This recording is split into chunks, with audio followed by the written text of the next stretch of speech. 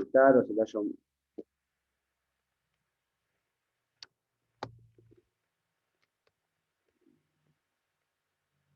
Ahí van apareciendo algunos más. Bueno, chicos, como les decía, hoy vamos a arrancar con la parte de tecnología de las oleaginosas. Vamos a tener una clase cortita, introductoria, donde vamos a ver un poco la producción mundial y la producción de Argentina y el rol de Argentina en la producción de cultivos oleaginosos. Eh, Después de esto le vamos a subir el video de esta clase grabada, le vamos a subir algo de material de lectura y va a estar también la clase del jueves grabada de Pelu, ¿sí? La idea es que ustedes para el jueves miren el video de la clase, así después, en lugar de tener clase sincrónica como hoy, el jueves vamos a tener una consulta sobre lo que vieron en el video y un repaso de los tópicos más importantes de la clase, ¿sí? Hoy en el lapso de la tarde les vamos a ir cargando todos los videos para que ustedes puedan ir mirando, ¿sí? Mira que voy a compartir pantalla. Se escucha todo bien, chicos, ¿no? Sí, sí, se escucha bien.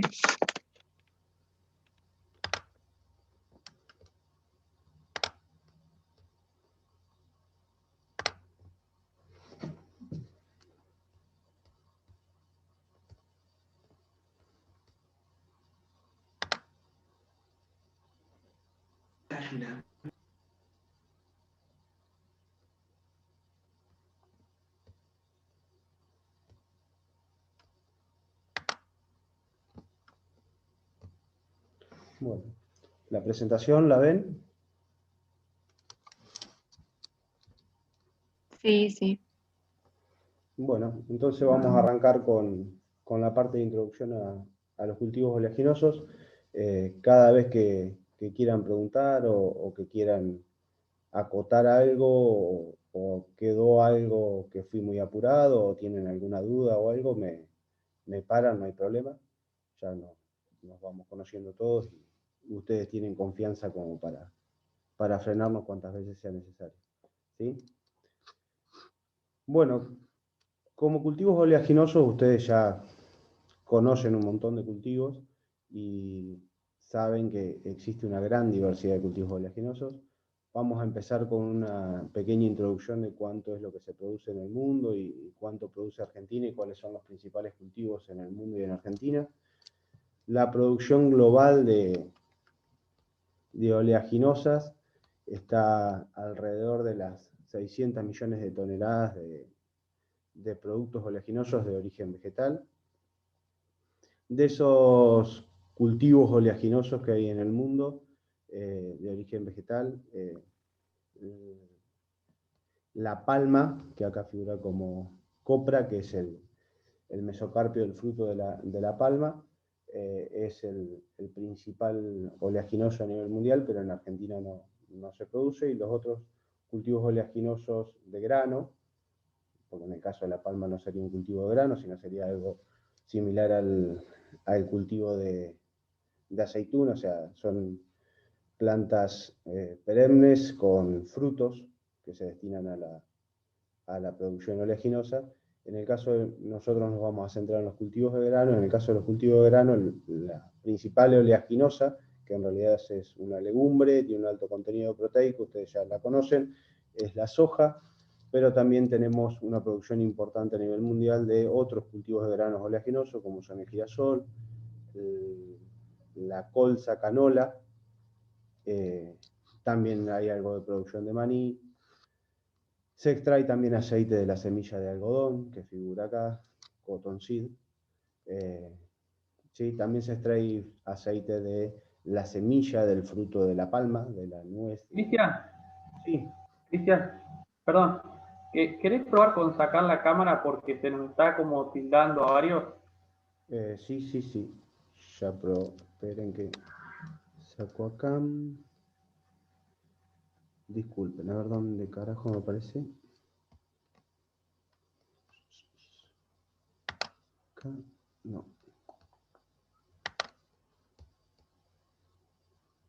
¿Por qué no aparece abajo?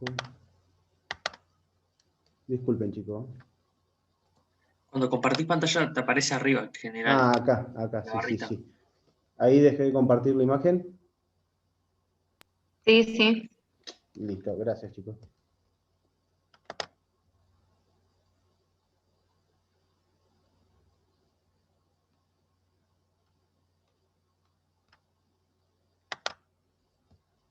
El PowerPoint lo están viendo, sí. Sí, sí. Bueno, repito un poquito por las dudas. De la producción de oleaginosos en el mundo, la palma es la principal oleaginosa, que no es en ese caso un grano oleaginoso, sino que es un fruto, que se extrae el aceite del mesocarpio del fruto, al igual que la aceituna, por ahí es más fácil de identificar el aceite de oliva, que es algo más cercano que acá en Argentina se produce. Después hay granos oleaginosos de importancia mundial, el principal es la soja, pero también lo sigue el aceite de colza canola, el aceite de girasol, también se extrae aceite de la semilla del algodón. De la producción total de aceites vegetales, vemos que se modifican un poco las proporciones con respecto a la producción total de cultivos o de órganos oleaginosos, porque no todos los granos oleaginosos tienen la misma proporción de aceite, el mismo rendimiento en aceite. Después lo van a ver bien en el video que tienen de la clase siguiente, donde se habla de la extracción de aceite de los dos principales oleaginosos de Argentina, que son la soja y el girasol, como el rendimiento de aceite de uno y de otro es muy diferente en función de la proporción o del contenido de lípidos que tiene cada uno de los granos. Pero responde a lo mismo, o sea, el principal aceite en el mundo es el de palma y el de soja, perdón. Lo siguen después el aceite de colza canola y el aceite de girasol, y después hay muchas especies de las cuales se extraen aceites y se pueden comercializar. Existen muchas más especies de las cuales se pueden extraer aceites y no se lo hace a gran escala a nivel mundial, pero bueno. Abajo tienen en los gráficos de torta la composición de los principales oleaginosos, la proporción de lípidos o de aceites que tienen en el grano y la proporción de proteína, que también es importante en la industria oleaginosa, la proteína de cada uno de los granos. Ya creo que todos se dan una idea de por qué, pero vamos también a profundizar un poco y lo van a ver también en la clase, en el video que va a estar para la clase del jueves. Ahí me apareció, chico, un cartelito de conexión inestable. ¿Ustedes me están escuchando bien? Más o menos. Se escucha bien, pero a veces se corta. Bueno, cualquier cosa me vuelven a Y se frenar. corta un poco. Bueno, voy a desconectar internet del resto de los dispositivos.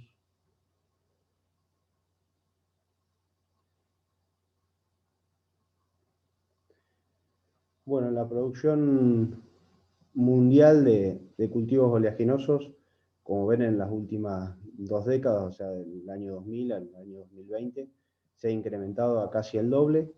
Las proporciones de cada uno de los cultivos se mantienen relativamente estables, o sea, si bien se incrementó la producción al doble, se incrementó de forma más o menos similar en cada uno de los cultivos oleaginosos. Este gran incremento en la producción de cultivos oleaginosos en el mundo, de granos oleaginosos en el mundo, está traccionado en buena medida por la adopción y el uso y la demanda de cultivos oleaginosos de aceites de origen vegetal para la elaboración de biodiesel. También, obviamente, está traccionado por el incremento de la población a nivel mundial y el aumento de consumo también, pero lo que más incrementó el consumo, o sea, lo que incrementó el uso de aceites y de oleaginosos es la elaboración de biodiesel. Acá tienen los complejos exportadores, cómo fue incrementándose también a lo largo de los años la exportación y el valor de esas exportaciones de oleaginosos en billones de dólares, como para que tengan una noción de lo que significa en el mercado internacional el volumen de divisas generadas por estos cultivos. Sí, siempre aparecen la soja y la palma, o sea, el aceite de soja y el aceite de palma como los más importantes, y le siguen en importancia el aceite de colza, canola y el de girasol, y luego tienen aceites de otras especies en menor medida.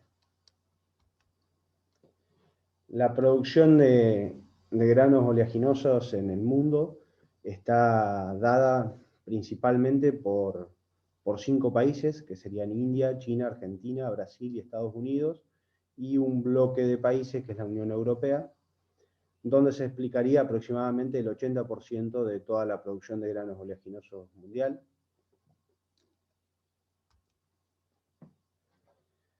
De todos los aceites, de los cultivos oleaginosos que se producen, vamos a arrancar por el de palma, que es el más importante. En Argentina no producimos, claramente no tenemos cultivo de palma, ni plantaciones de palma, ni producimos su aceite por condiciones lógicas, climáticas. Es un aceite, un cultivo, una plantación que se da en zonas tropicales.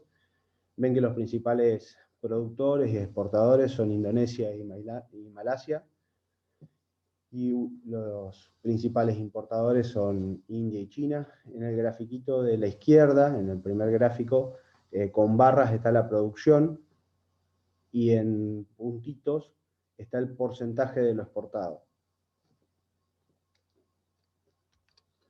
En el caso de la producción de soja, vemos que los principales productores de grano de soja son Brasil, Estados Unidos y Argentina. Y vemos que tanto Brasil como Estados Unidos superan la producción argentina. Argentina es el tercer productor de grano de soja a nivel mundial, pero exportan como grano cerca de un 60 o poco más del 50, hasta casi un 70% de su producción. Argentina es el tercer productor mundial, exporta como grano cerca o un poquito menos del 20% de su producción, pero no es que consumimos el 80% de la soja que producimos, sino lo que tiene que, nosotros pueden ver en el cuadrito de abajo, exportamos aceite de soja y harina de soja, proteína de soja. O sea, nosotros industrializamos el otro 80% de la soja producida, y de esa soja que industrializamos, que le hacemos, pasa por el crushing. Una vez que se hace la molienda de esa soja y la extracción del aceite, que en el video de la clase que viene van a ver cómo viene el proceso de extracción de aceite en soja y girasol. Ese aceite industrializado y la proteína, la harina de soja obtenida también de ese proceso del crushing de la soja, es lo que se exporta también en buena parte. Obviamente suplimos toda la demanda interna y todo el saldo que nos queda es exportable, y el saldo exportable que tenemos es importante. Esto es una ventaja o un beneficio para el país, dado que generamos valor y tenemos industrias relacionadas a los cultivos oleaginosos que son importantes.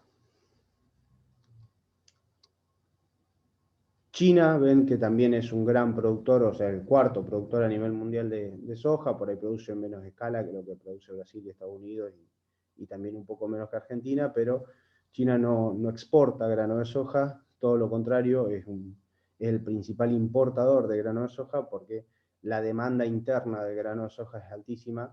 Entonces, no solo que no exporta, sino que importa, es el principal importador de soja. Y para completar con los dos granos oleaginosos que le siguen en importancia a la soja, es la colza, canola y el girasol. Acá en este grafiquito se les muestra cómo es la exportación de semilla o grano. En este caso no es semilla entendida como nosotros lo entendimos, un flower seed es el grano de girasol. y rapeseed es el grano de colza canola. Las exportaciones de grano, las exportaciones de harina de girasol y de aceite de girasol. Si tomamos al complejo de aceites y grasas en general, acá estamos metiendo no solamente los aceites de origen vegetal, sino también grasas de origen animal. Argentina sería el 6º productor mundial de aceites y grasas, por lo que estamos en un rol importante. Y sería el 3er exportador a nivel mundial de aceites y grasas, y si nos vamos a aceites de girasol, o sea, de granos oleaginosos puntualmente, porque Indonesia y Malasia son grandes exportadores y productores de aceite de palma, pero si nos centramos en granos oleaginosos y dejamos solamente soja, girasol, colza, canola, o sea, todos los cultivos anuales de grano oleaginoso, Argentina sería el principal exportador de granos, de aceites de granos oleaginosos. Nosotros estamos produciendo, o sea, en Argentina, se están produciendo alrededor de 10 millones de toneladas de aceites y grasas, de las cuales son el 95% aceites de origen vegetal, de granos oleaginosos, puntualmente de grano de soja y de grano de girasol. El grano de soja en Argentina se lleva el 80, un poquito más del 80% de la producción de aceites de origen vegetal argentinos, y el aceite de girasol ronda alrededor del 15% de la producción de aceites de Argentina. Ustedes ya han visto y vieron al principio las proporciones de lípidos que tienen cada uno, y van a reforzar mucho más esto en el video de la clase siguiente. Esta producción de aceite de soja, imagínense que por cada 1 tonelada de soja, o sea, por cada 5 toneladas de soja sale 1 tonelada de aceite y 4 toneladas de harina proteica. O sea que la producción en kilos de grano, en toneladas de grano, es elevada para poder producir esta cantidad de aceite, mientras que en el caso del girasol, ustedes vieron que tienen alrededor de un 50% de lípido, por lo que es más o menos 1 a 1 la relación, o sea que por cada 2 toneladas y alguito de grano de girasol se obtiene 1 tonelada de aceite y 1 tonelada de harina proteica. Aparte de soja y girasol, nosotros en el país vieron que del germen de maíz se obtienen lípidos también, se obtienen aceites en el proceso de molienda, y han visto también en góndola, se comercializa el aceite de maíz. No es una producción tan importante. También producimos aceite de oliva, producimos aceite de maní, aceite de lino, de colza, en cantidades muy, muy pequeñas. También se produce y se puede producir algo más de aceite de algodón, pero el grueso de la producción de aceite argentina está en el cultivo de soja, en la obtención de aceite de soja, y bueno, en el aceite de girasol, que el cultivo de girasol, como lo vieron en cereales, ha tenido una retracción y una caída en la producción, pero es un aceite tradicional en Argentina y es el aceite que nosotros estamos acostumbrados, la mayoría de nosotros estamos acostumbrados a usar para consumo doméstico. En el caso de la soja tiene otros usos más importantes. Si bien se puede ver aceite de soja en góndola, o la mayoría de los aceites mezcla que se observan en góndola refinados para consumo humano, tienen aceite de soja dentro de su composición. El grueso de la producción de aceite de soja está destinada también a la elaboración de biodiesel, y bueno, después se exporta gran parte de la producción de aceite, de la misma manera que lo hacemos con el aceite de girasol, también gran parte de la producción se exporta. Si vemos el porcentaje de exportación, aproximadamente un 60 o casi un 70 en algunos años, por ciento de la producción de aceites de Argentina se destina a la exportación. O sea, tenemos un saldo exportable considerable e importante. Bueno, para hablar un poco de otros aceites, no solamente de soja y girasol, y darle aproximadamente un marco, porque si bien son pequeños en volumen, en los lugares que se producen, son importantes. Argentina es el principal exportador también de aceite de maní. Tenemos una producción relativamente pequeña, de 89.000 toneladas, pero de las 89.000 toneladas que producimos de aceite de maní, 84 exportamos, o sea, exportamos todo, casi todo lo que producimos. También somos el quinto exportador de aceite de oliva. La producción de aceite de oliva en Argentina se ha visto incrementada en los últimos años de manera relativamente significativa. Y también, al igual que sucede con el aceite de maní, exportamos casi todo lo que producimos. Fíjense que de 30.000 toneladas exportamos 27. También, como dijimos y mencionamos, somos alrededor del 12º, 13º productor de aceite de maíz, derivado de la industrialización del maíz para la molienda de maíz. Y también producimos aceite de cártamo, muy poquitita cantidad, aceite de colza canola, también en baja proporción. Producimos algo de aceite de algodón, también en bajas cantidades. Por ahí el algodón tiene la particularidad en la región norte, donde se realiza el cultivo de algodón, en el norte de Argentina. El cultivo se realiza con fines de obtención de la fibra, no con fines como oleaginosos o como otro fin. Pero de la obtención de la fibra del algodón queda la semilla como un subproducto, y esta semilla es empleada en buena parte para la alimentación animal. La semilla de algodón tiene un contenido de lípidos relativamente importante, alrededor entre el 15 al 20%, y tiene un contenido de proteína también interesante, alrededor del 20 y pico, 30%.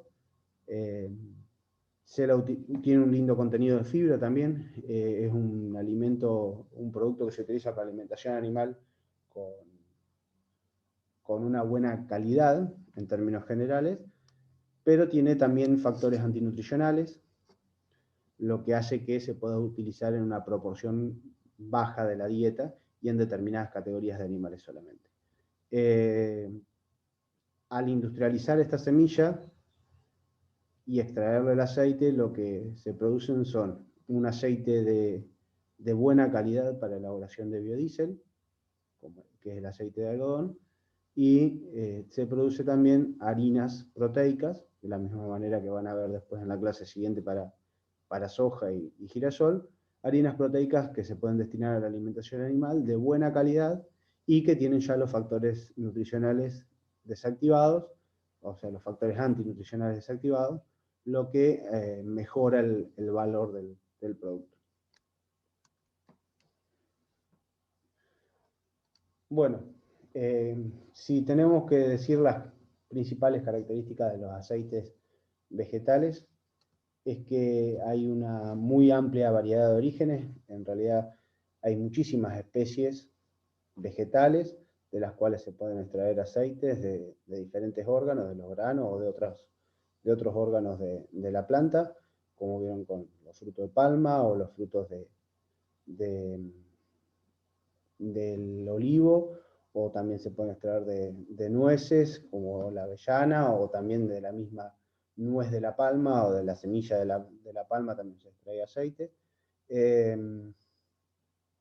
Esto hace que se produzcan una gran diversidad de aceites de origen vegetal, con composiciones muy variadas, con usos también muy variados, existen una gran diversidad de aceites de origen vegetal que se ajustan mejor a diferentes usos y empleos, y también hace que en todo el mundo, en todos los climas, se puedan producir diferentes especies adaptadas y se puedan obtener aceites de origen vegetal en casi cualquier país, en todos los países del mundo. Igualmente, a pesar de haber una gran diversidad de especies vegetales de las cuales se puede extraer aceite, las principales son las que veníamos viendo y son no más de 6 o 7 especies. Bueno, cultivos oleaginosos en Argentina, ya fuimos hablando, la principal por lejos es la soja, pero también producimos grano de girasol, de maní, colza, canola, cártamo, lino, que no los habíamos mencionado, también algodón, maíz, del germen del maíz, no es un cultivo oleaginoso el maíz, ustedes ya lo saben, es un cereal, pero bueno, del germen del maíz se puede extraer lípidos de la misma forma que se puede extraer del germen de otros cereales. Acá también tiene una lista de diferentes especies anuales de las cuales se extrae aceite. Y también una lista de especies de las cuales se extrae aceite de otros órganos que no son las semillas, sino de las nueces o de frutos o de algún otro órgano. En el caso de la palma y el coco, y el palmiste es la semilla del fruto de palma, o la nuez del fruto de palma, son aceites son plantaciones tropicales, y en todos los países o regiones tropicales predomina el cultivo de este tipo de plantaciones y estos tipos de aceites. Si ustedes observan la composición de estos granos oleaginosos, girasol, soja, maní, colza, que son los que cultivamos acá en Argentina en mayor medida, pueden observar que son dicotiledóneas, como todos conocen, donde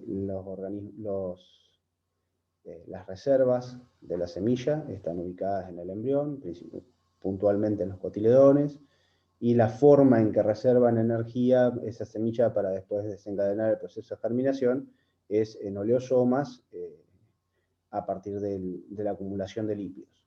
Por esto son cultivos oleaginosos. En el caso de la soja ven que la proporción de lípidos es un poco menor que el normal de los oleaginosos y es bastante mayor el contenido de proteínas. Ustedes saben que la soja es una legumbre y como tal, si bien se utiliza con fines oleaginosos, o sea, como cultivo oleaginoso para extracción de aceite, el contenido de proteína en la soja es muy importante y ya lo van a ir profundizando un poco en la clase que viene, el rol que tiene esta proteína en la comercialización de la soja y la importancia que ha tomado en los últimos años también la merma que tuvo el contenido proteico del cultivo de soja en las últimas décadas. Y bueno, para comparar tienen algunas especies de cereales, que todos saben bien que el órgano de reserva es el endosperma, que son células muertas, donde la mayoría de las reservas se acumulan en forma de hidratos de carbono, principalmente almidón. Los contenidos de proteína también los conocen bien de los cereales, los contenidos de lípidos son bajos, pero en la industrialización de los cereales, trigo, maíz, arroz, muchas veces se retira el germen y casi todos los lípidos de estos cereales están localizados en el germen del grano. Entonces, como se retira el germen y la mayoría de los lípidos de estos cereales están ubicados en el germen del grano, se puede utilizar este germen para extraer lípidos y sacar aceite de algún cereal. Que de hecho lo más común es que sea el maíz y por eso existe el aceite de maíz en góndola y lo pueden encontrar normalmente.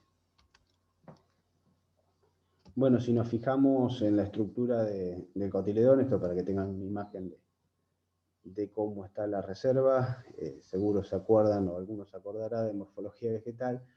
En las dicotiledonias, las células de los cotiledones son las que tienen la mayor cantidad de las reservas de la semilla que van a ser empleadas para la germinación.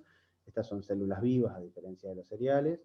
Y estas reservas están ubicadas en estos circulitos blancos que ven acá en la foto de la célula de un cotiledón de girasol, que son oleosomas. Y dentro de los oleosomas estas reservas son lípidos.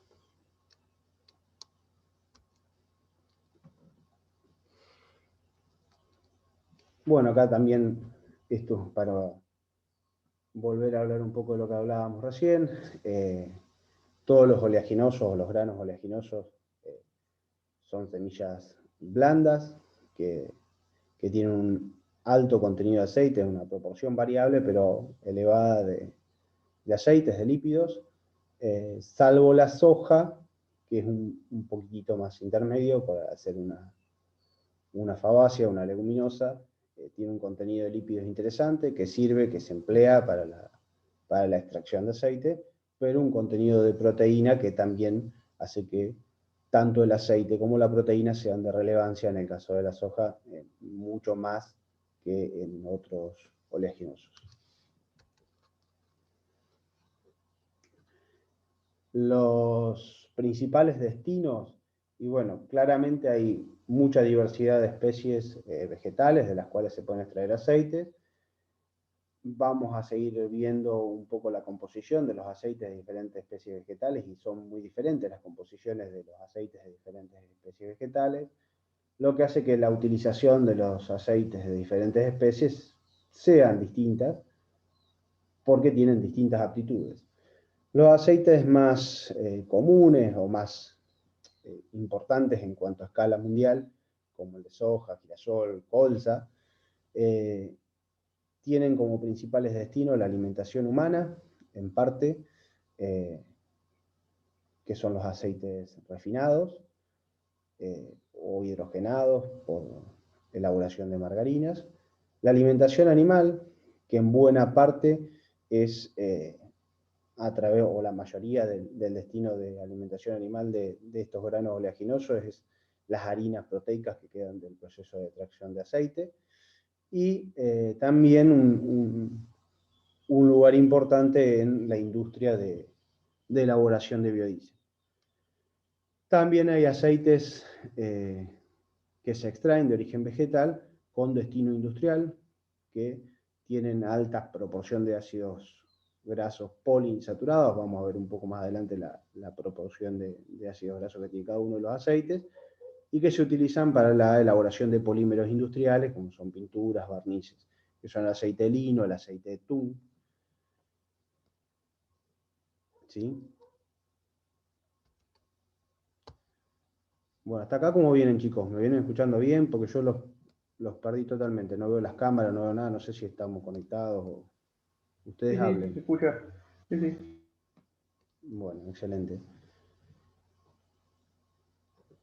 Bueno, si vamos a la importancia de las grasas y los aceites en la nutrición, claramente todos los nutrientes son importantes en la nutrición humana. En el caso de los aceites y grasas, son vehículos de incorporación de vitaminas liposolubles, son una fuente de energía muy importante en la dieta, aportan a los alimentos características organolépticas muy particulares y que son deseables, de textura, de sabor, aroma. O sea, esto es fácil de comprender a la hora de comparar una papa hervida con una papa frita, por ejemplo. Y contienen ácidos grasos esenciales en mayor o menor proporción, dependiendo el tipo de aceite vegetal que sea, que son los ácidos grasos linoleico y linolénico, alfa-linolénico, que son esenciales para el ser humano y para todos los mamíferos, porque no tenemos las enzimas que los producen. Si vemos la composición de cualquier aceite vegetal, el 98%, más del 95% de un aceite vegetal es triglicéridos, o sea, una molécula de glicerol unida a 3 ácidos grasos, y hay otros componentes menores, minoritarios, como son fosfolípidos, pigmentos, tocoferoles, ácidos grasos libres también hay vitaminas liposolubles,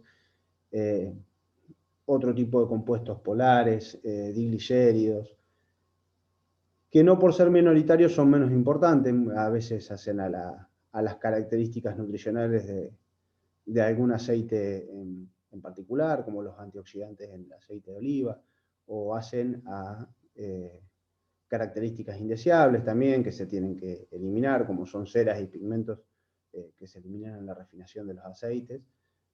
Pero bueno, el grueso y lo más importante de la composición de un aceite es la molécula de glicerol unida a los 3 ácidos grasos formando un triglicérido.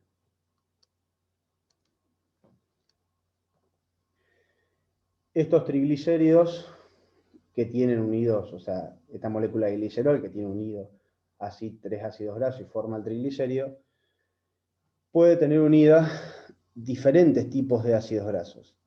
Y estos diferentes tipos de ácidos grasos que están unidos a la molécula de glicerol, formando el triglicérido, van a dar las características de cada uno de los aceites. Depende de la ubicación que estén y depende la cadena que tengan y el grado de saturación. Por eso la principal característica que se observa y que se utiliza para comparar y para definir los usos potenciales o los principales usos que se le pueden dar a los diferentes aceites vegetales es el perfil de ácidos grasos que tiene. No porque el aceite tenga los ácidos grasos libres, el aceite está formado por triglicéridos, sino porque lo que varía justamente son los ácidos grasos que están unidos a esa molécula de glicerol. Dejo esto porque vamos a ver después la acidez de la materia grasa está dada por los ácidos grasos libres y esto es indeseable en el aceite. O sea, los ácidos grasos tienen que estar unidos a la molécula de glicerol formando un triglicérido para que sea aceite, si no es acidez en la materia grasa. Estos ácidos grasos que se unen a la molécula de glicerol formando los triglicéridos varían mucho en función del genotipo, es decir, hay mucha variación en el perfil de ácidos grasos de los aceites vegetales, dependiendo de la especie. En menor medida, también hay mucha variación en el perfil de ácidos grasos, dependiendo del genotipo dentro de una especie, o sea, hay diferencias entre híbridos de girasol, hay diferencias entre variedades de soja, y así en cada una de las especies. Y también puede variar en mucho menor medida que la debida del genotipo en función del ambiente. O sea, en diferentes ambientes, para un mismo genotipo, para un mismo híbrido de girasol o para una misma variedad de soja, en diferentes ambientes podemos tener leves variaciones en la composición de ácidos grasos, en el perfil de ácidos grasos del aceite. Si vemos los ácidos grasos que componen los aceites vegetales, tenemos ácidos grasos saturados, principalmente palmítico y esteárico, ácidos grasos monoinsaturados, o sea, con un solo doble enlace, que es el ácido oleico, y ácidos grasos poliinsaturados, como el linolérico y el linoleico, el omega 3 y el omega 6. Bueno, esto lo vieron en química orgánica y estimo que cada uno se acuerda, pero un poquito de repaso de la estructura de la cadena de cada ácido graso y las dobles ligaduras, la ubicación de las dobles ligaduras, y puntualmente que las dobles ligaduras de los omegas 3 y 6, o sea, del ácido graso linoleico y linolérico, el ser humano o los mamíferos en general no tienen la capacidad de generarlas, o sea, nosotros no podemos convertir un ácido graso oleico ingerido en la dieta en un linoleico o un linolénico. Por lo tanto, son ácidos grasos esenciales que deben ser consumidos en la dieta para poder tenerlos en el organismo y que cumplan su función. Si miramos un poco cómo sintetizan los ácidos grasos las plantas, vemos que es un proceso de agregado de valor, donde en los plástidos, en los cloroplastos, se forma el palmitato y el estearato. Este palmitato pasa al citoplasma y se convierte en palmítico, y el estearato pasa al citoplasma como esteárico, y de este ácido esteárico, a partir de una desaturasa, se le agrega una doble ligadura y se lo convierte en ácido oleico, y es este ácido oleico, en el citoplasma celular, que a partir de otra desaturasa se le agrega otra doble ligadura y se convierte en linoleico, y a partir de otra desaturasa a este ácido linoleico se le agrega otra doble ligadura y se la convierte en alfa-linolénico con 3 dobles ligaduras. ¿Por qué les menciono esto? ¿O por qué es importante esto? Y para comprender cómo varía la proporción de ácidos grasos en los diferentes aceites vegetales a partir de la acción o de la actividad de cada una de estas desaturasas que van convirtiendo, que son 3 desaturasas diferentes, que van convirtiendo el esteárico en oleico, el oleico en linoleico y el linoleico en linolénico.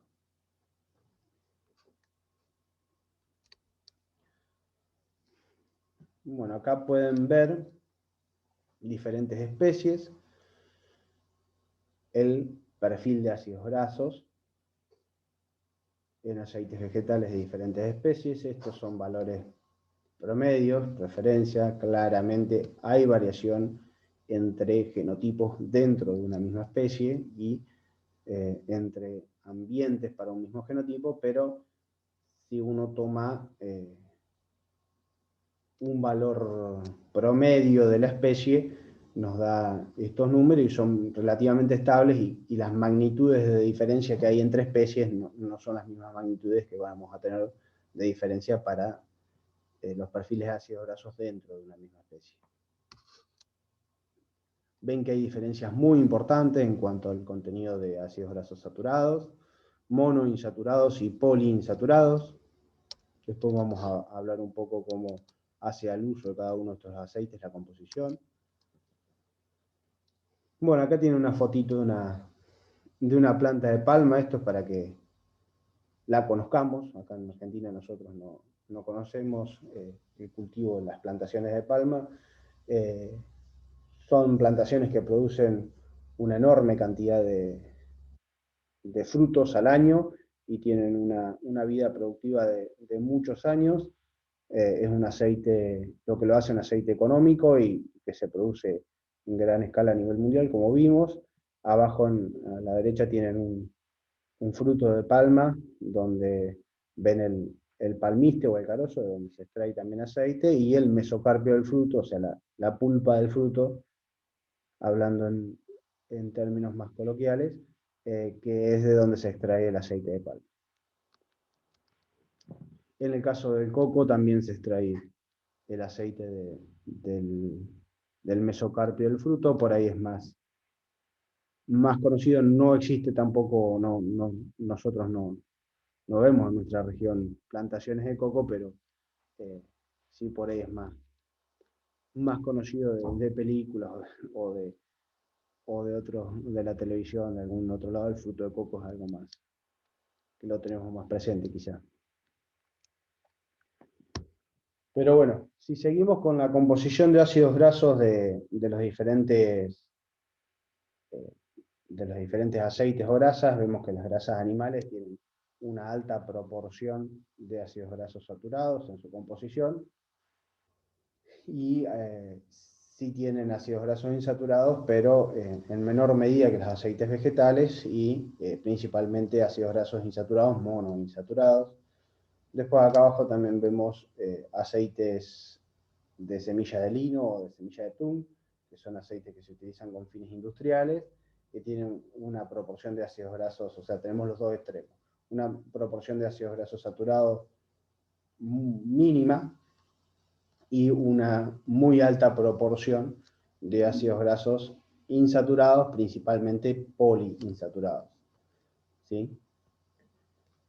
Ustedes, a partir de cómo fue la vía de síntesis de los ácidos grasos en las plantas, o sea, de la explicación de cómo es la vía de síntesis de ácido graso en la planta, entienden que todo ácido graso que tiene 3 dobles ligaduras, o sea, todo ácido graso alfa-linolénico, en algún momento fue en la planta un ácido graso linolénico, que se le agregó a través de la desaturación una doble ligadura. Y todos estos ácidos grasos con 2 y con 3 doble ligaduras en algún momento fueron oleico, con una sola doble ligadura, y se le fue agregando a través de las desaturasas. ¿Sí? Acá también tienen más aceites vegetales y grasas de origen animal. Las diferencias en la composición, Estos son los ácidos grasos saturados en total. Estos son los monoinsaturados y estos son los poliinsaturados, juntando los linoleico y linolénico.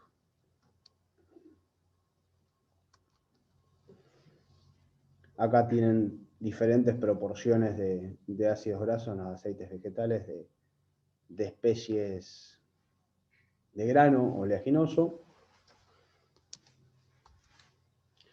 Y ahora nos vamos a centrar, o sea, ya vimos que hay una gran variación en cuanto al perfil de ácidos grasos de un aceite debido a la especie.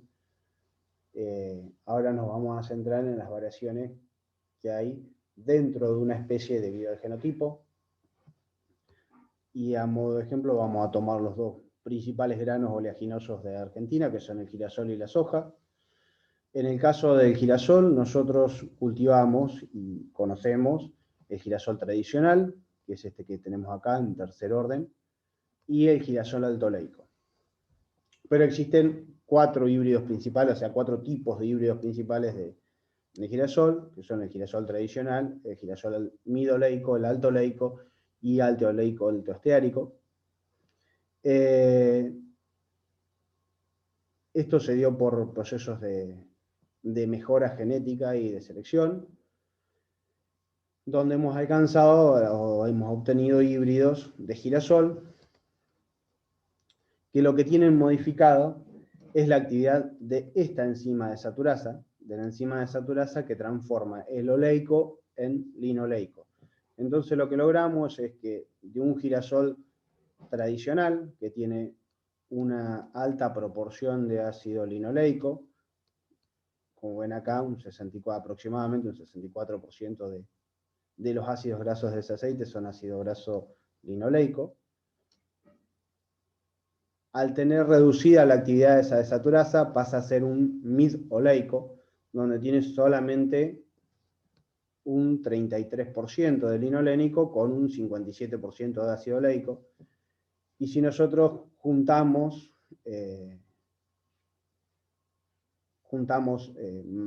o sea, logramos reducir aún más la actividad de esa desaturasa, nos vamos a un girasol altoleico, que hoy en día es lo que se cultiva en Argentina, en buena parte girasol tradicional, y otra parte importante son girasoles altoleicos. Los midoleicos no tuvieron una gran aceptación y una gran difusión.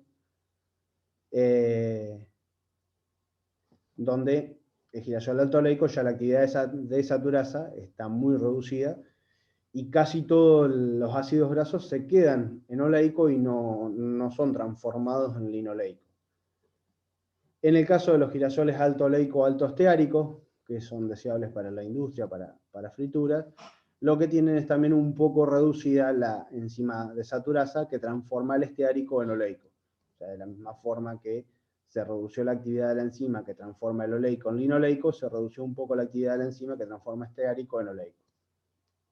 ¿Sí? Acá lo que vemos son variaciones en la proporción de ácidos grasos en los aceites obtenidos dentro de una misma especie debidas al genotipo.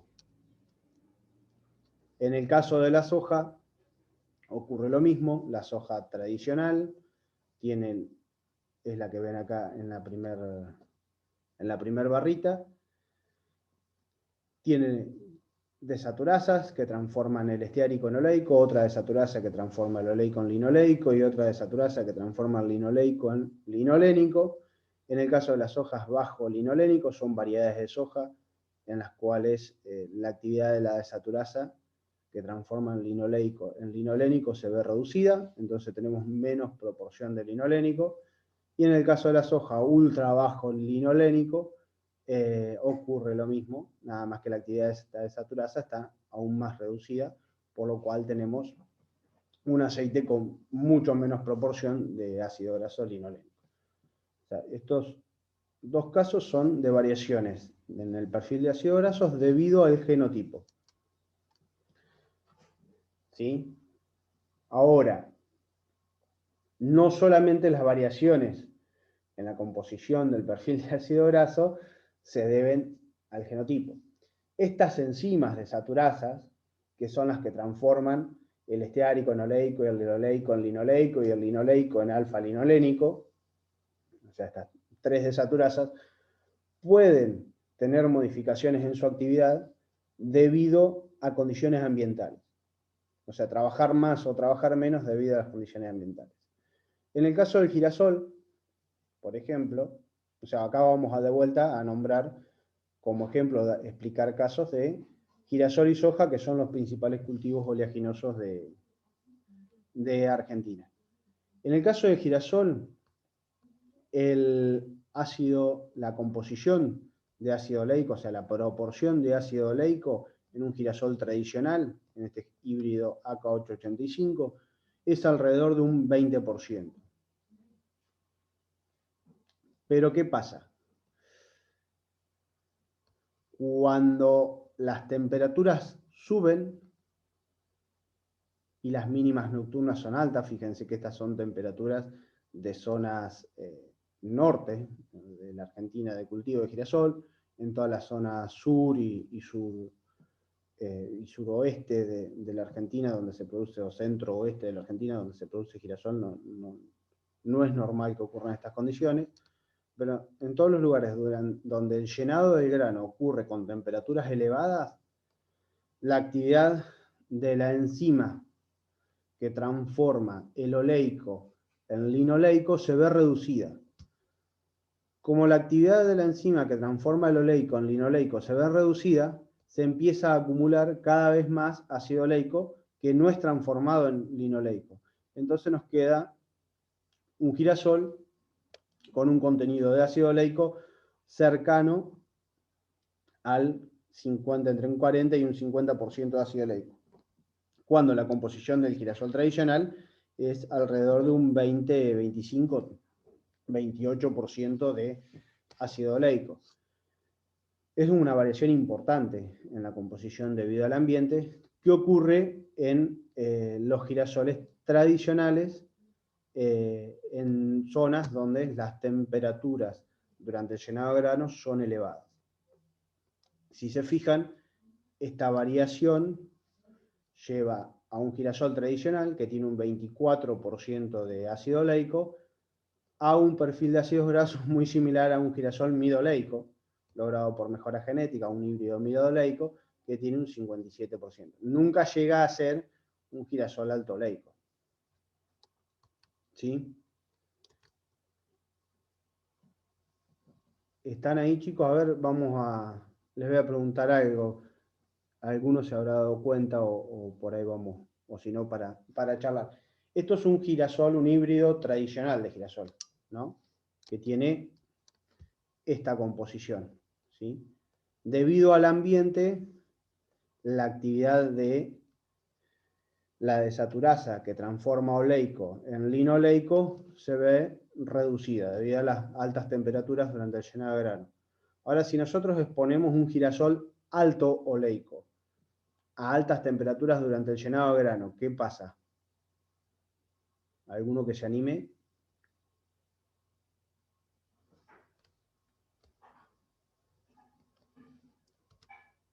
Y tendría que creer que no cambiaría mucho. Sí, no puedo ver quién habló. Yo, Agustín, pero porque ya tenés muy poca cantidad de ácido, ¿cómo es esto? Linoleico. Entonces, como Sí, que no tenés margen para cambiar. No cambiaría mucho la proporción. exactamente. Lo que sucede es que en un girasol alto oleico, que sería este esquemita de acá, el tercer esquemita, la actividad de esta enzima ya está reducida genotípicamente. O sea, nosotros seleccionamos híbridos que tienen poca actividad de esta enzima. Entonces nosotros ya seleccionamos híbridos que tienen poca actividad de esta enzima. Por más que haya altas temperaturas durante el llenado del grano, no tiene mucho margen para reducirse la actividad de esa enzima porque ya está reducida. O sea, nosotros tenemos genotipos en los que está reducida. Entonces, estos girasoles alto oleico que se cultivan en Argentina son más estables a diferentes temperaturas de llenado de grano y tienen una proporción de ácidos grasos más estable en los diferentes ambientes que lo que tiene el girasol tradicional, el girasol convencional, que esta enzima que tiene mayor actividad, por el genotipo que tienen, o sea, por el tipo de híbrido que son los girasoles tradicionales, esta enzima tiene más actividad, pero en condiciones de alta temperatura reduce su actividad. ¿Sí? Excelente. Bueno, y en el caso de la soja, vemos que es algo de menor magnitud que en el girasol, pero también tenemos variaciones importantes en el perfil de ácidos grasos del aceite de soja debido al ambiente. Y esto se ve en composición de ácido oleico y linoleico, o sea, también tenemos diferencia en la actividad de esta enzima que transforma el oleico en linoleico, en función de las condiciones durante el llenado de grano. Y estas condiciones durante el llenado de grano varían obviamente de acuerdo a las latitudes de siembra o los lugares de las localidades de siembra y de acuerdo a las fechas de siembra. Entonces acá ven como a medida que se atrasa la fecha de siembra en 3 localidades diferentes, cómo disminuye el contenido de ácido oleico y aumenta el contenido de linolénico por un aumento en la actividad de esta enzima o viceversa. O sea, cuando se adelanta la fecha de siembra tenemos más oleico, cuando se atrasa la fecha de siembra tenemos menos oleico por una disminución de la actividad de la enzima, ¿sí? Acá tienen lo mismo, nada más que 6 variedades de soja cultivadas, también en 3 localidades. Acá abajo tienen las latitudes aproximadamente a qué localidad corresponden. A medida que aumentamos la latitud, o sea que nos vamos hacia más el sur en el país, vamos a tener una menor proporción de ácido oleico y una mayor proporción de ácido linoleico. Y también pueden observar que si bien las variaciones debido a la latitud de siembra se ven claritos, también se ven que para una misma latitud de siembra los diferentes materiales, o sea, las diferentes variedades de soja, tienen una diferente composición. Cristian, una pregunta. Sí. Con respecto al anterior que hablaba, no era todo de soja.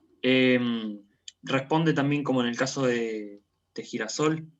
Dependiendo del genotipo, ¿responde distinto a la temperatura? O... En el caso de la soja, ustedes fíjense que la enzima que se ve reducida o aumentada la actividad es la que transforma oleico en linolénico.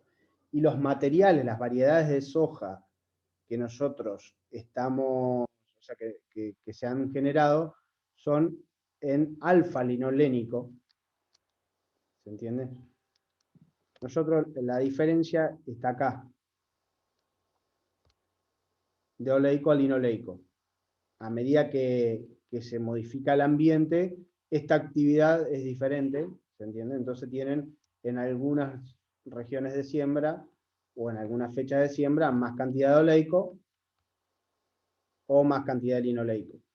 Los materiales, las variedades de soja que están o sea, que existen hoy en día en mercado con modificaciones genéticas, o sea, seleccionadas, con baja actividad de una enzima es con baja actividad de esta otra desaturasa, que es la que transforma el linoleico en linolénico. Claro, está bien. Una actúa, o sea, el factor ambiental actúa sobre una desaturasa y el factor genético en otra. Está perfecto. Sí, principalmente, o sea, si uno estudia variaciones menores, puede encontrar en diferentes ambientes, pero la desaturasa que principalmente es afectada por variaciones ambientales y la que más marca diferencia en los perfiles de ácidos grasos es esta que va de oleico a linoleico. ¿Sí? Por eso, en el caso del girasol, la misma desaturasa que es afectada mayormente por condiciones ambientales es la misma que nosotros utilizamos en los programas de mejora para seleccionar híbridos, o sea, para obtener híbridos que tengan menor proporción de linoleico. Entonces, tenemos mayor y menor actividad de esa desaturasa debido a diferentes híbridos y debido a diferencias ambientales. En el caso de la soja, nosotros la desaturasa que se seleccionó por mejora que para que reduzca su actividad es la otra, la que transforma el linoleico en linolénico.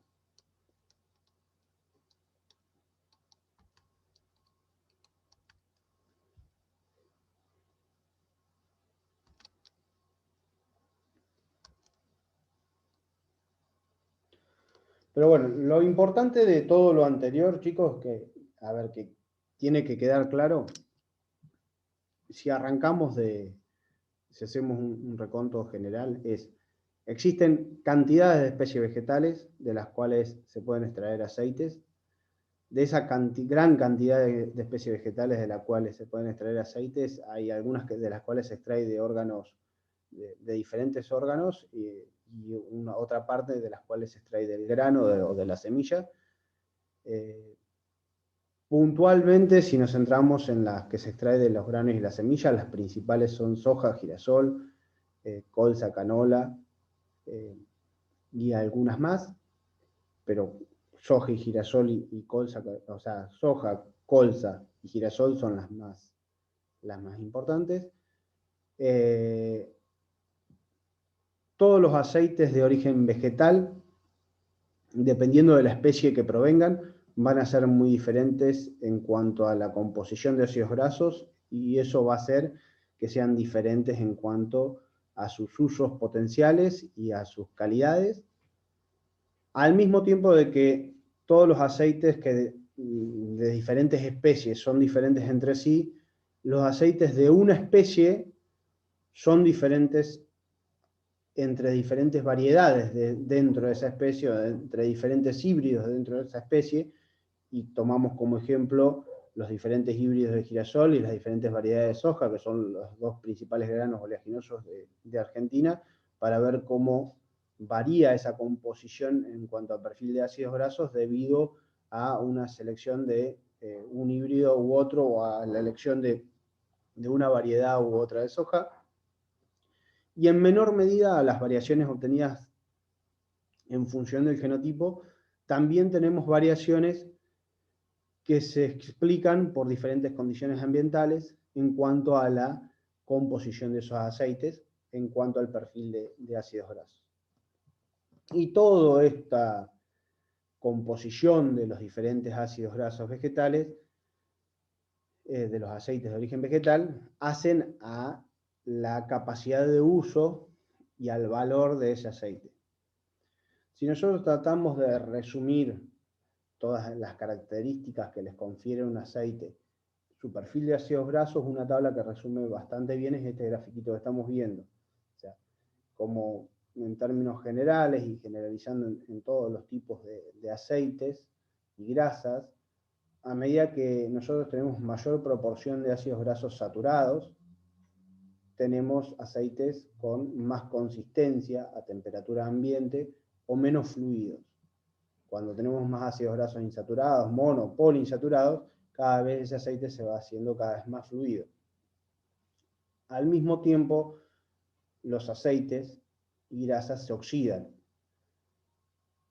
Pero la velocidad con la que se oxidan es diferente de acuerdo a su composición, y los aceites con altas proporciones de ácidos grasos saturados tienen una tasa de oxidación muy baja comparado con los aceites que tienen un perfil de ácidos grasos más insaturados, mono o poliinsaturados. O sea que la estabilidad oxidativa de los aceites vegetales que tienen una mayor proporción de ácidos grasos saturados es mayor, y es menor la estabilidad oxidativa en los aceites vegetales que tienen mayor proporción de ácidos grasos insaturados.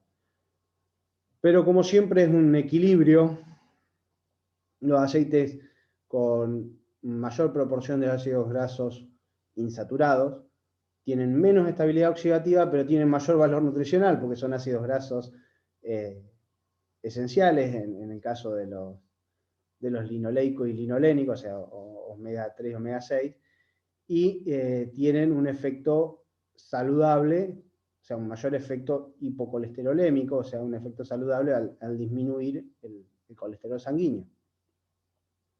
Y también los aceites con una proporción muy grande de ácidos grasos insaturados tienen una mayor capacidad de polimerización, que es lo que hace que como nombrábamos hoy, aceites de tung o de lino, que tienen una gran proporción de ácidos grasos poliinsaturados, sean utilizados para la elaboración de polímeros industriales, aceites que se utilizan para elaboración de barnices y pinturas.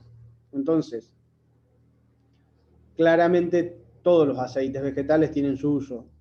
Dependiendo de la composición va a ser cuál es el uso más adecuado o el uso para el que mejor se ajusta. Si miramos un poquito más en el efecto que por ahí nos puede interesar de las grasas y aceites sobre el colesterol, vemos que todo lo que son grasas vacunas, o sea, grasas animales, no solamente vacuna, manteca de cerdo, mantequilla vacuna, tienen un efecto acá en el delta TG de incrementar el colesterol en sangre. O sea, mientras que los aceites de origen vegetal, la mayoría, tienen un efecto hipocolesterolémico de disminuir ese colesterol sanguíneo, pero dependiendo de la composición de cada uno puede variar, y acá pueden ver el aceite de coco como tiene un efecto muy parecido a una grasa animal más que a un aceite vegetal. Esto está dado en función de la composición de ácidos grasos que tiene cada uno de los aceites.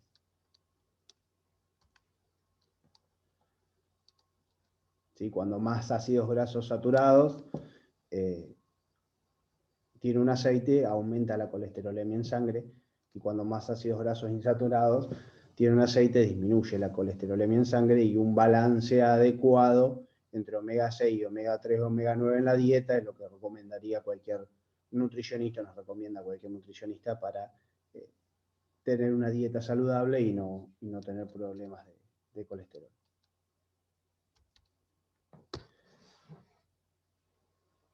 Bueno, un poco más de lo mismo dice acá la primera frase. Un aceite para un determinado uso dependerá de las prestaciones requeridas y de factores económicos. O sea, hay infinidad o hay mucha diversidad en la composición de ácidos grasos de los diferentes aceites, lo que va a hacer que un aceite sea adecuado para un determinado uso, o el más adecuado para un determinado uso.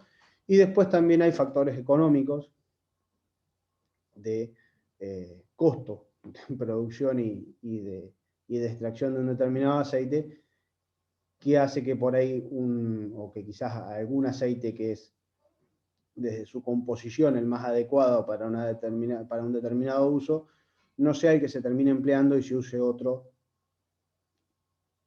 con una composición similar que también sea adecuado para ese uso, por ahí un poco menos eficiente, pero que sea mucho más económico. O sea, el balance de qué tan adecuado, o sea, qué tan óptimo es un aceite para un determinado uso, lo mismo que pasa con todo, no solamente depende de lo técnico en cuanto a las características del aceite, sino también a factores económicos que hacen que una empresa sea rentable y que una explotación o la extracción de aceite de un determinado cultivo sea viable.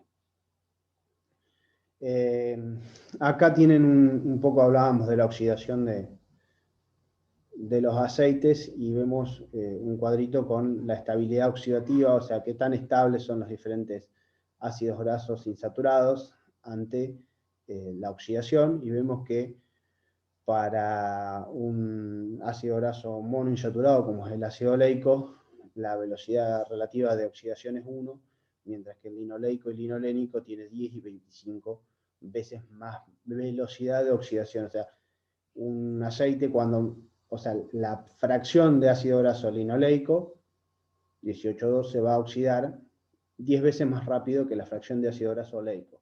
Y la de linolénico se va a oxidar 25 veces más rápido que la fracción de ácido graso oleico.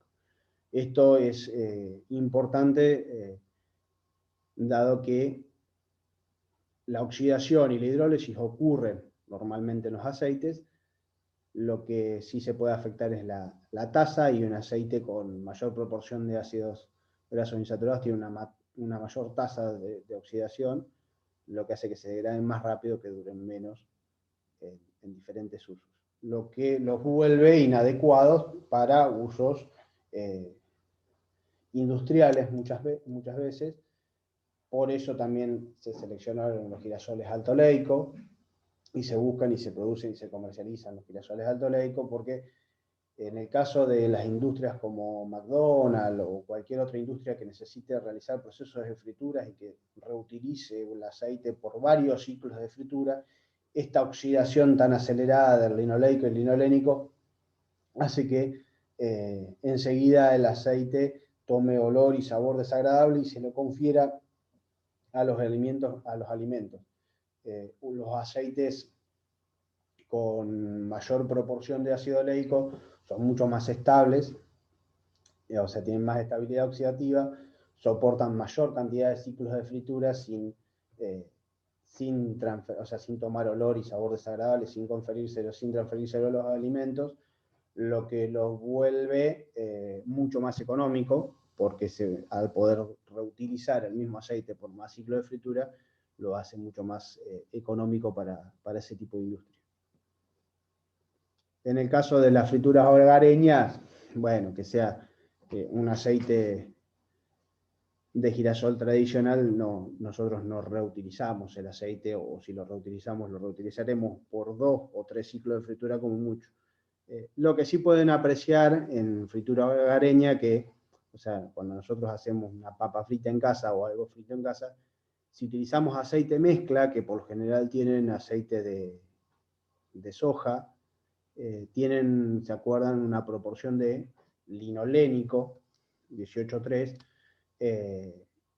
relativamente elevada, o sea, tiene hasta un 7% de ácido graso alfa-linolénico en el aceite de soja, y esos aceites los aceites que tienen tanta proporción de ácidos grasos muy insaturados son muy inestables ante el proceso de calentamiento, y vamos a ver que el aceite, o seguro que lo han visto alguna vez en sus casas y han utilizado algún aceite de estos mezclas, que hay algunos aceites mezclas que desprenden humo. O sea, por ser tan inestables ya se degradan incluso antes de un ciclo de fritura. O sea, se estropean antes de un ciclo de fritura. Entonces, si hacemos más o menos un resumen de los principales usos que le podemos dar a los diferentes aceites vegetales y los criterios por los cuales seleccionaríamos, claramente cada industria selecciona y busca el aceite que mejor le sirve, de acuerdo a su composición, de acuerdo a la estructura de costos, las posibilidades de cultivo y producción de ese aceite en cercanías o de una forma medianamente razonable. Pero en términos generales, si uno tuviera que seleccionar un aceite para consumo, tendría que seleccionar aceites con buen valor nutricional, que tengan alta proporción de ácidos grasos esenciales, lo mismo que para aderezos, al no calentarse, aceites, o sea, un aceite para una ensalada puede tener una alta proporción de ácidos grasos poliinsaturados que son esenciales, son buenos para la nutrición. O sea, no que sea un aceite de lino que es mucho ácido graso alfa-linolénico, sino que sean aceites que tengan una alta proporción de ácidos grasos insaturados, que son deseables para la alimentación humana, porque son esenciales, pero que tengan un balance adecuado entre oleico y linoleico y alfa-linolénico también para cosas. Que son los aceites que todos reconocemos como de mejor calidad nutricional, aceite de girasol o aceite de oliva. Para fritura tendríamos que, por lo que estábamos diciendo recién, buscar aceites que sean líquidos pero más estables, lo que nos deja principalmente con aceites con alta proporción de ácido oleico. Para productos de panadería, aceites que sean más semisólidos, o sea, menos fluidos, que sean untuosos, o sea, esto se logra con aceites con alta proporción de ácidos grasos saturados, o principalmente de ácidos grasos saturados de cadenas más cortas. Para margarinas también hay aceites poliinsaturados y modificados. Para chocolatería se buscan también aceites que que sean sólidos a temperatura ambiente, pero se vuelvan cremosos o semisólidos o un poco más fluidos a la temperatura del cuerpo humano, para que dé esa sensación de cuando uno come un chocolate o come algo con un baño de chocolate y eso, que sea como una manteca, como una crema, algo que se deshaga en la boca. Y bueno, para barnices, pinturas, para polímeros industriales en general, se buscan, como nombrábamos hoy, aceites que tengan capacidad de alta capacidad de polimerizar, que son aceites con altas proporciones de ácidos grasos poliinsaturados, principalmente alfa-linolénico.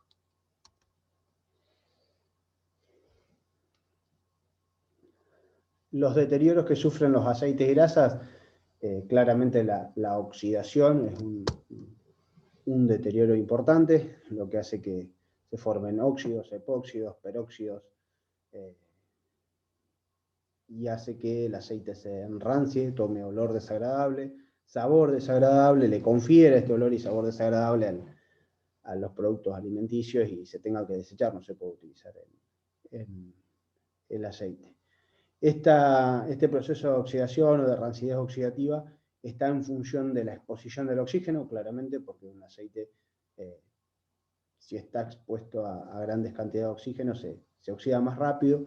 La luz está correlacionada positivamente con la oxidación. La exposición a la luz solar favorece la oxidación. El calor lo mismo, a medida que más temperatura tenemos, más se favorece el proceso de oxidación. La presencia de agua, o sea, la humedad, también favorece los procesos oxidativos, y catalizadores como algunos metales, que son también acelerantes de este proceso de oxidación. Por esto los aceites tienen que estar envasados en el aceite refinado, en góndola, lo vemos en envases plásticos, con algún color oscuro mejor, pero son transparentes lo general por una cuestión de costo, pero están dentro de cajas, guardados en depósitos. No tienen que estar a la luz, expuestos a la luz solar en forma directa ni nada por el estilo. Otro deterioro que sufren los aceites y grasas es la hidrólisis.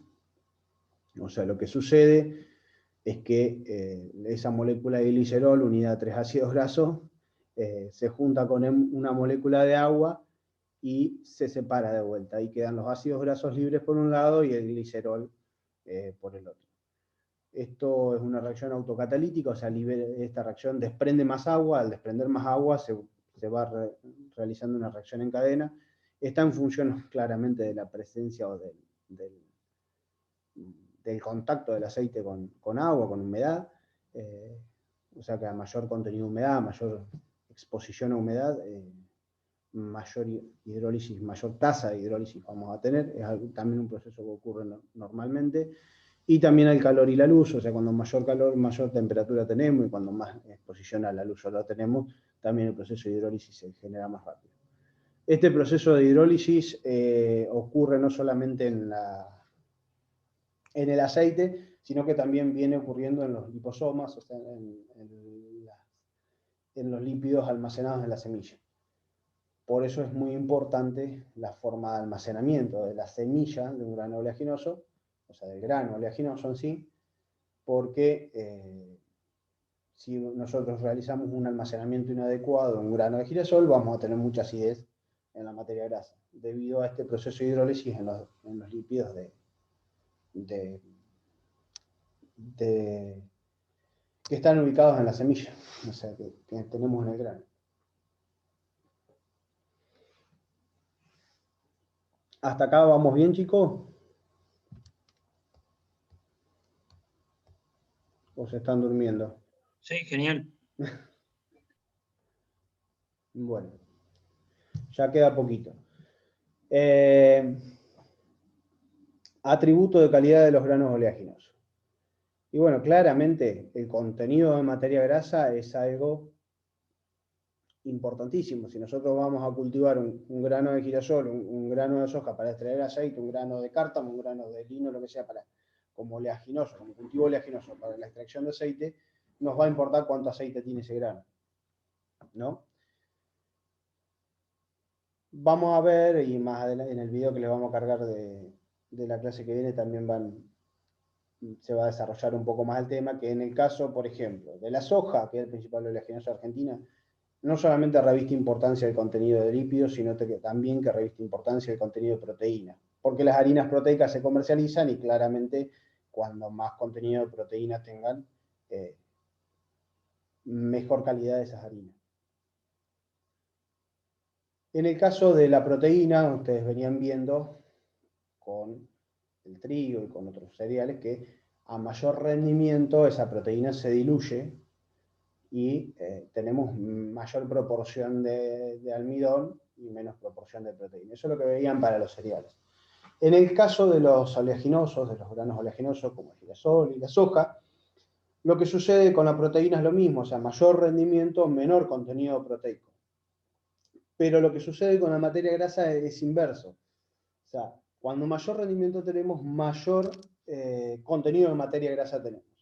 Porque justamente lo que reserva el grano como reserva, o sea, lo que acumula el grano como reserva son lípidos. Entonces, cuando más rendimiento, cuando más tamaño de ese grano, cuando mayores reservas alcanza a acumular, más lípidos tenemos, más materia de grasa tenemos. Otra cuestión importante de lo que estuvimos hablando es la acidez de la materia grasa, o sea que cuando nosotros vamos a comprar un grano de girasol, un grano de soja para extracción de aceite, la acidez de esta materia grasa tiene que ser baja, tiene que estar en valores razonables, que están establecidos en la base de comercialización de girasol. Ustedes lo vieron y lo vamos a volver a repasar en el video de la clase que viene están las normas de comercialización. Pero bueno, la acidez de la materia grasa tiene que ser razonable para el momento, para el cultivo, y no puede ser elevada debido a malas condiciones de almacenamiento. O sea, porque si nosotros almacenamos los granos en malas condiciones, vamos a tener mayor acidez de la que es lógica para ese grano, y eso implica un costo. O sea, la acidez de la materia grasa hay que neutralizar esos ácidos grasos libres y retirarlos del aceite, lo cual implica un costo y tiene un castigo en la base de comercialización a razón de esto. Otra cuestión que puede favorecer a tener acidez en la materia grasa, en el caso del girasol, es el ataque de esclerotinia, que los ataques de este hongo en el cultivo hacen que cuando uno coseche el grano de girasol ya tenga mucha acidez en la materia grasa. Y bueno, después el balance de ácido graso, lo que venimos hablando desde ya hace un buen rato, que cada perfil de ácidos grasos hace el potencial uso de ese aceite y están influenciados en buena parte por el genotipo y en una menor medida por el ambiente. O sea, el perfil de ácidos grasos de un aceite depende del genotipo y en menor medida del ambiente. Con esto de que la materia grasa está asociada positivamente al rendimiento, van a desarrollar un poco más adelante, pero es importante que lo vayan viendo. En el caso del girasol, en Argentina y en el mundo se han logrado, nosotros vamos a ver, acá tienen la norma de comercialización de soja, acá está la norma de comercialización de girasol, la base de comercialización de girasol, en que la base de comercialización habla de un 42% de contenido de materia grasa sobre sustancia seca y limpia. Bueno, esto ya quedó, o sea, la base de comercialización es así, por cada punto de materia grasa por encima del 42% hay una bonificación, pero todos los lotes de girasol últimamente, o sea, ya hace varios años, que entran en bonificaciones, porque tenemos valores de materia grasa que llegan hasta incluso en algunos lotes a 49, 50, 51% de materia grasa en el grano de girasol. Esto se logró en base a mejora genética, en los híbridos, a medida que fueron saliendo híbridos nuevos, con mayor capacidad de rendimiento y con mayor cantidad de materia grasa.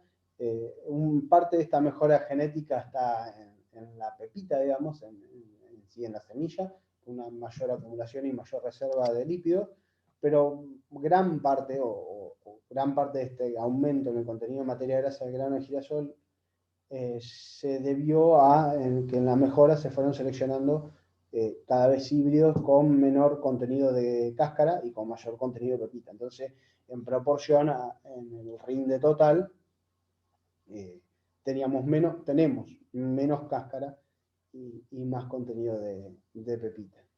Para los híbridos aceiteros de girasol.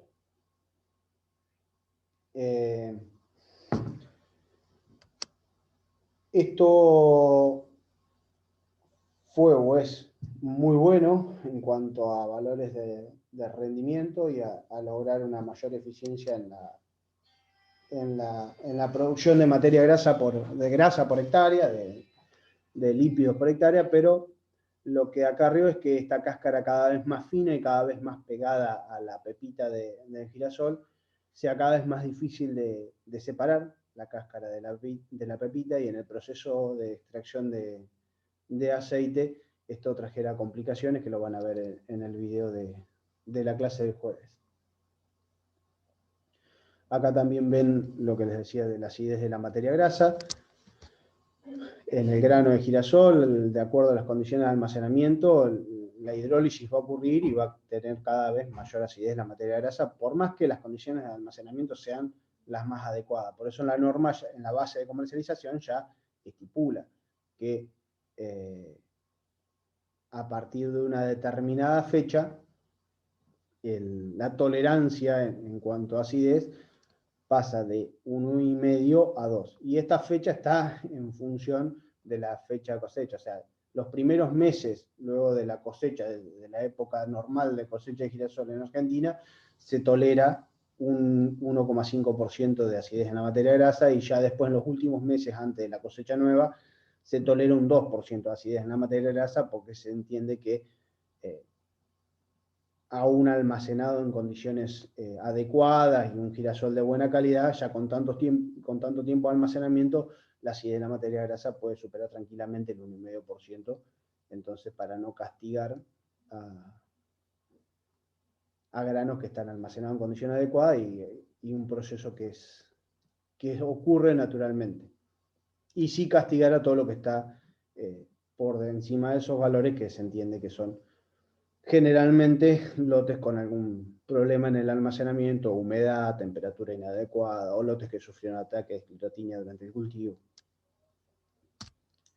Y en el caso de la soja, también van a profundizar un poco más en la clase que viene, la norma de comercialización de soja, la base de comercialización de soja y algunas características puntuales y cómo influyen algunos atributos de calidad puntualmente en la extracción de aceite. Pero ya del vamos hay algo raro, que en la norma de comercialización de soja, fíjense que no figura ni proteína ni materia grasa. Son valores que van uno en detrimento del otro, o sea, son las dos cosas importantes. La proteína y la materia grasa son muy importantes en el grano de soja. La clase que viene van a profundizar más en esto, y cuando aumenta uno disminuye el otro, y las condiciones de cultivo que hacen que lleguemos a rindes cada vez más importantes van en favor de la materia grasa y en detrimento de la proteína, porque claramente el rendimiento está correlacionado positivamente con el tenor de materia grasa del grano, y negativamente con el contenido proteico.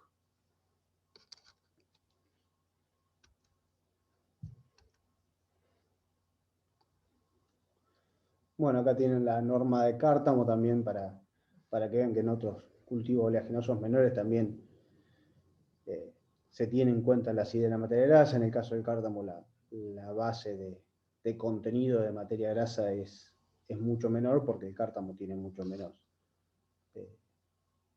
tenor de materia grasa de por sí. Entonces se establece una base, y a partir de ahí se bonifica o castiga en función de los valores obtenidos. Y por último, para cerrar, vamos a repasar un poco cómo son los métodos de determinación de contenido de materia grasa de un grano oleaginoso y de acidez de esa materia grasa. Como sabíamos, o sea, como habían visto para proteína, por ejemplo, donde el Kjeldar era el método de referencia, pero el método rápido y simple era el NIR, en el cual se determinaba proteína en forma rápida. Bueno, en el caso de la determinación de materia grasa en granos oleaginosos sucede lo mismo. El método de referencia es extraer los lípidos de la muestra de grano a partir de un solvente.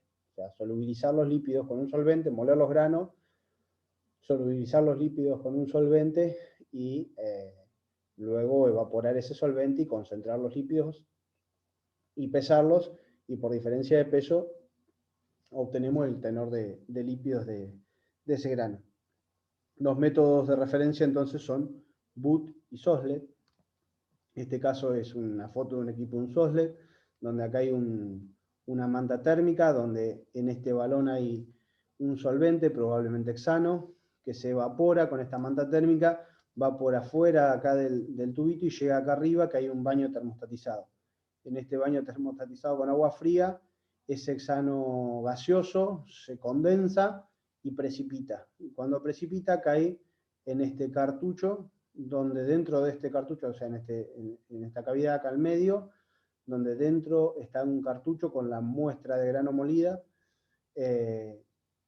puesta como en un filtro. En ese lugar acá se empieza a llenar de hexano precipitado, se llena, hasta que llega a un punto acá arriba, y cuando llega a ese punto ahí arriba, se vacía y hace sifón y vacía la totalidad del hexano, vuelve a precipitar el balón y así va surgiendo diferentes ciclos. Después de una determinada cantidad de ciclos, que depende de la muestra, el tamaño de la muestra y el solvente, se da por terminado, o sea, se da por terminado el análisis, o sea, ya se extrajo todos los lípidos de esta muestra, y todos los lípidos van a estar ubicados acá abajo en el balón, junto con el solvente. Luego hay que sacar el solvente a partir de evaporación y dejar solamente los lípidos concentrados para pesarlos, y ahí sí sacar en proporción a la muestra original los gramos de lípido que tenemos en función de los gramos de la muestra original, y tenemos el contenido de lípidos de la muestra. El equipo de resonancia magnética nuclear es 10 veces más lindo, mucho más caro, y lo estima por una forma indirecta que se correlaciona con algún método de stop patrón que tiene que estar calibrado y cada tanto se tiene que controlar, de la misma forma que era el NIR para proteína. El equipo de resonancia magnética nuclear es un método indirecto, más caro que el NIR, menos frecuente de encontrar que el NIR, se encuentra en laboratorios más tecnificados. Acá nosotros habitualmente íbamos a cámara arbitral de cereales de Bahía Blanca, no sé si hay alguno tuvo la posibilidad de ir con otra materia antes o conoce. Ahí hay un equipo de resonancia magnética nuclear que cuando entran al laboratorio, mientras que los NIR están en un laboratorio de uso más múltiple, arriba de mesadas, el equipo de resonancia magnética nuclear está separado en una pieza aparte, con un aire acondicionado, dado que tiene que tener condiciones medianamente estables de temperatura y humedad, para que el equipo funcione bien y para que no se estropee y no se descalibre. No sé si alguno, chicos, tuvo la oportunidad de ir a cámara antes que ocurriera todo esto de la pandemia y no pudiéramos visitar más a ningún lado.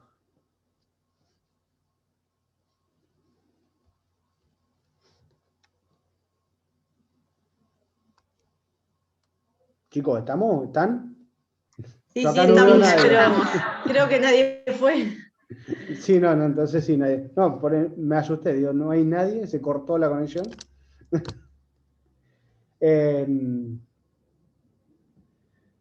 Bueno, esto es lo mismo, o sea, acá tiene una curva de calibrado para ver la correlación entre SOSLED y resonancia magnética nuclear, RMN. Claramente la correlación es altísima, es muy buena, siempre que el equipo esté bien calibrado y siempre que ande todo bien. Por eso siempre se deben hacer cada tanto muestras por el método de referencia para poder constatar que esté todo bien. Y la acidez de la materia grasa se me una forma mucho más simple.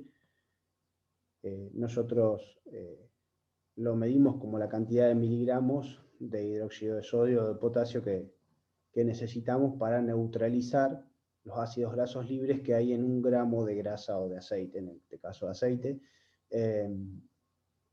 para lo cual nosotros suponemos que o sea, claramente un aceite, al tener algún grado de ácidos grasos libres, va a tener un pH ácido.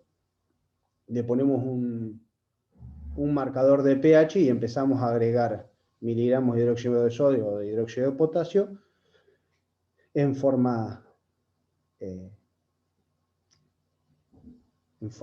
tranquila, o sea, digamos, de a poquito, vamos agregando de 1 miligramo en 1 miligramo, hasta que llegamos a un punto en que el pH se vuelve neutro y el indicador de color vira de un color al otro.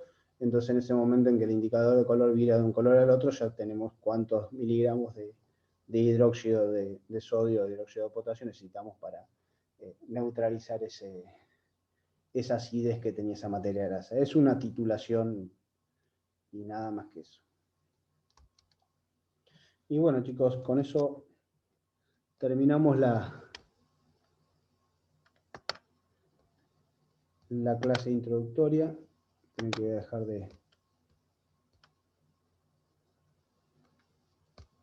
de compartir pantalla. Y vamos a activar el video.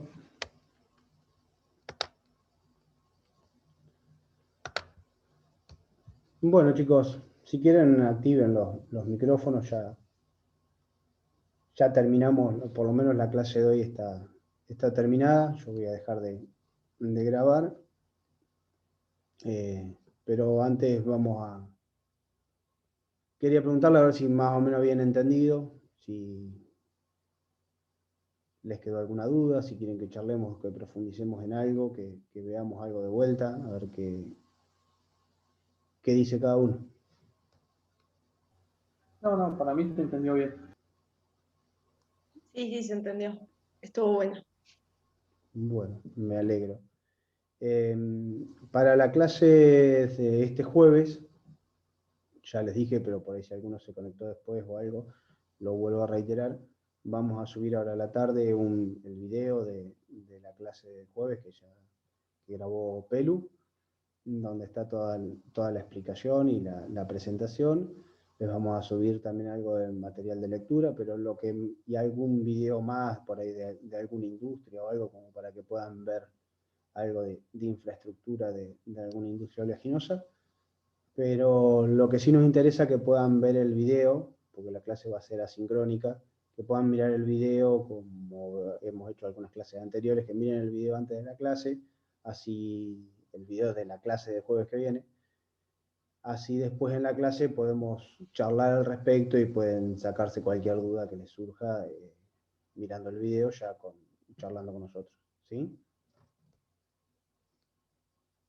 Genial. Bueno, excelente, chicos.